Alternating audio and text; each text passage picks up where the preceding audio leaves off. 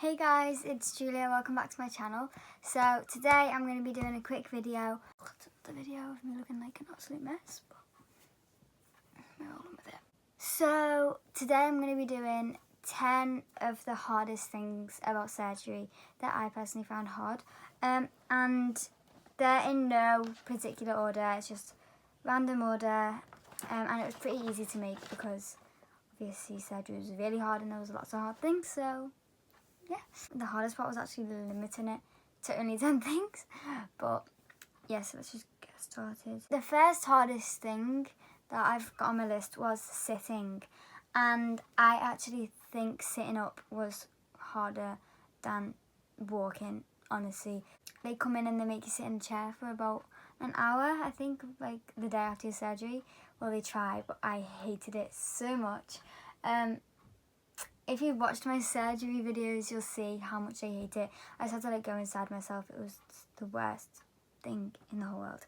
And the first time I sat down after surgery, got up and sat down into another chair, my nurse, I was sitting down, she dropped me really hard, and so I was just scarred for life, and I hated sitting ever since. Sitting now is obviously fine, but it was horrible for a very long time. I just wanted to lie down every day, all day. Moving on to number 2 is coming off the IV meds. The IV, they have it in your arm here, and it's like a needle that goes straight to your veins, and they put medicine in there. It's really strong, and it's like an instant hit of pain relief, and it's amazing. They just work very, very well for me. But they're really not good for you, so my mum wanted me to come off them as soon as possible. Obviously I didn't want to come off them because I was in so much pain, and they were the only things that actually helped my pain at all. So I think it was about five days post-op maybe. I have to check on my surgery video because I say when. But my mum was like, okay, the nurses were like, well, it's up to you when you want to start to get off the IV meds. We'd advise an hour, but it's up to you. My mum was like, you're doing it. If they think that you can and that you're ready, then you're doing it. And the whole day I was so angry. I was in the worst mood ever because I just wanted to be out of pain, obviously. And my mum just was like, nope, you're not having them because they're really bad for you, and they're actually highly addictive. And the worst thing about it is they keep the needle in you because they have to have it in you when you're in the intensive care unit because of an emergency, if you quickly need some pain relief. So they could have easily just given me some, but the whole day I was so mad, and that was the worst day, one of the worst days of my whole surgery. Number 3 was coming off, it kind of links to the last one, it was coming off the oral pain meds. So after you come off the IVs, they give you tablets, and coming off these was when I was home, about a month post-op, 4 weeks probably. So when I was coming off them, I had so many symptoms. I got the sweats, I'd go really hot, and I was really depressed. I wasn't depressed, it's just the withdrawal symptoms that made me feel like that. And they lasted for about a week, but then I got used to them because I just went cold turkey and I just went off them all except for the Tylenol, which is paracetamol in America. I stayed on that for a while, but the really addictive ones and strong ones I just came off altogether, and it was a hard week, but then I'm so glad I did because they are highly addictive and not very good for your insides, so yeah. So this one might be a little bit disgusting for some of you, so skip ahead. I'll put the time where to skip ahead to the next question if you don't want to listen to this. So number 4 is pooing. So yeah, this was really hard because you don't eat for a long time, and you're on pain meds, really strong ones, and they make you all, they stop everything inside your body, and they make you all bunged up so you can't poo, basically. Some of you might think this is disgusting, but I'm just being honest, this is what everyone goes through if they have a major surgery. So just saying the facts. But it makes you feel so horrible because you feel sick and you get really bad stomach pains, but you just can't poo. So I was given these laxative things that you have to put in your drink and have it every day, but in the hospital I just didn't like anything they were giving me. They gave it me with water. So then when we got into the Ronald McDonald's house, every morning my mum would make me a coffee and put one of them in. Because coffee, like the caffeine in it helps you as well, so it was like a double boost. And I had to have that every day for 5 days before anything. It was really hard. It was just awful, and I hope that I never get that like constipated again, because it was nice. Hello again, everybody, if you skipped number 4. Number 5 is not being able to be independent, because I'm a very independent person and I like to do things on my own. So when I was 4, I was learning how to ride a bike, and my mum was like, do you want any help? And I was like, no, I can do it. I was like falling off all over the place, but I just wanted to do it on my own. So yeah, that's what I'm very like, and I'm very determined. But after surgery, I couldn't wash myself, I couldn't get dressed myself, I couldn't do my hair myself, could barely sit up by myself. So I hated that. It like really stressed me out. I just wanted to be able to do stuff, and like I'd be getting dressed, and it just really, like, I don't think, like, you will probably like, oh, that's good, you don't have to do anything, you just get everyone else to do stuff for you. But it's not nice, like, when you can't even dress yourself or have a shower on your own, you can't even wash your hair, you have someone else to do all this for you. It just makes you feel like really not normal, and you just want to be normal, I guess. Just really frustrated me more than anything. It frustrated me. Number 6 is laughing, because I would FaceTime my sister and she would be with her boyfriend Ethan, and like I can't even remember what we were talking about, but they were both making me laugh and I just couldn't laugh. I had to say stop. I was like, please stop being funny. I had to end the FaceTime and everything. And then my mum like was watching these videos of me when I was about 10, and I was like vlogging when I was 10, and I was like, hey guys, and they're hilarious, honestly. I hope you guys never find them. I was just lying in bed and I was laughing, but because all my ribs are broken and like any jolting hurts, I had to turn them off. I was like, Mum, you need to turn them off. I can't laugh. It was so hard. Like, they're just like things that you didn't expect. Just laughing is so simple now, but it really did hurt.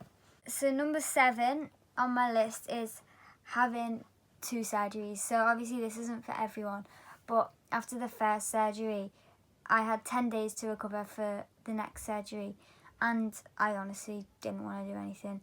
I was like, what's the point in getting better and walking just to do it all over again? Like, after the second surgery, I was getting better. Like, I wanted to walk. I didn't want to, but like I was more determined and motivated to, walk and to get up and about, because I knew that if I do that, then it's gonna make me better, and then the sooner I'll be able to dance.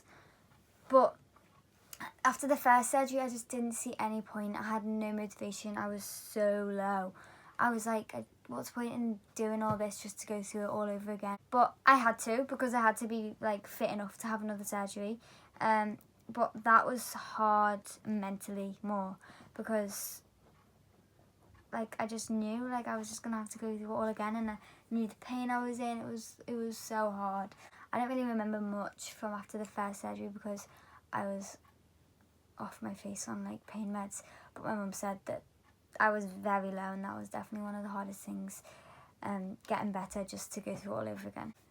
So number 8 is feeling motivated, and this happens like a lot. So it happened after the first surgery, happens when I was in the Ronald McDonald house, feeling motivated to like get up, and it happened when I got home, feeling motivated to get better, because when you're in that much pain, you just don't want to do anything.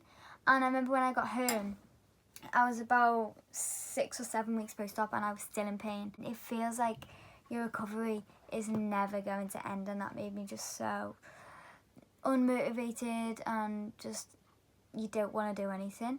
Yeah, I guess that's what was so hard. It just feels like you're never going to be out of pain, just your recovery is endless, but it does end. I don't remember when I started to feel better, but I feel like you just one day you're just like, oh, okay, I can do that. And yeah. So number 9 was watching other people. So I didn't think I was going to struggle with this, but when I got back from America and I was at home, I'm pretty sure because it was summer as well, all my friends were going out and everyone was dancing, and that's just what I wanted to do. Probably around 6 weeks post-op, I went for a meal, and this was a huge deal because I could barely sit up for longer than half an hour.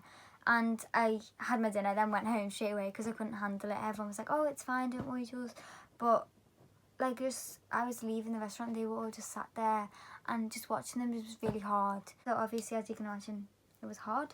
And the final one on my list is, some of you can probably guess, is learning how to dance again. Oh, I'm holding this pen. So it hit 3 months post-op and I was all buzzing. I was like, oh yeah, I can dance again. And I had a rehearsal with merseygirls for my comeback show, which was only like 2 months away. My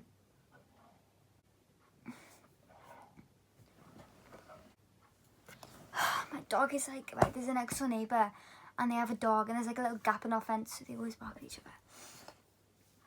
Try not. So yeah, we were at the rehearsal and we were making up the dance and I just couldn't do anything at all. I couldn't turn, I'd lost all my balance, I'd lost all my flexibility. I just couldn't do anything, everything hurt, and I had to mark loads of stuff because it hurt my back and it was just not fun.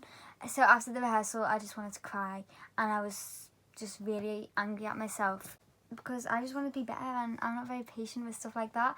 So yeah, I probably shouldn't have got frustrated with myself, but I'm just a very like determined person and a perfectionist, so I wasn't happy. It just made me feel like absolute rubbish. I just wanted, like, I was like all excited. It was like a big build up, like, oh, I'm 3 months, I can dance. Just a big anticlimax because I couldn't do anything. It actually happened a few times, 2 times in a rehearsal and 1 time in my ballet class.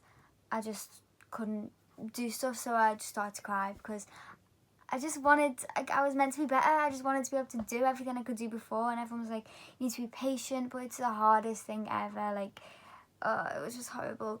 But that is why I started to do my yearly stretch, and I'm on day 3, 2, 5 today. I'm nearly at a year, which has gone really fast, which is crazy. It just sucked because I just wanted to be better now. It had like been 3 months of absolute pain, 3 long months. I don't know what I expected. I guess I thought, oh, I'll be able to do like most things I could do before. Obviously not like the backflips, I'll have to relearn them.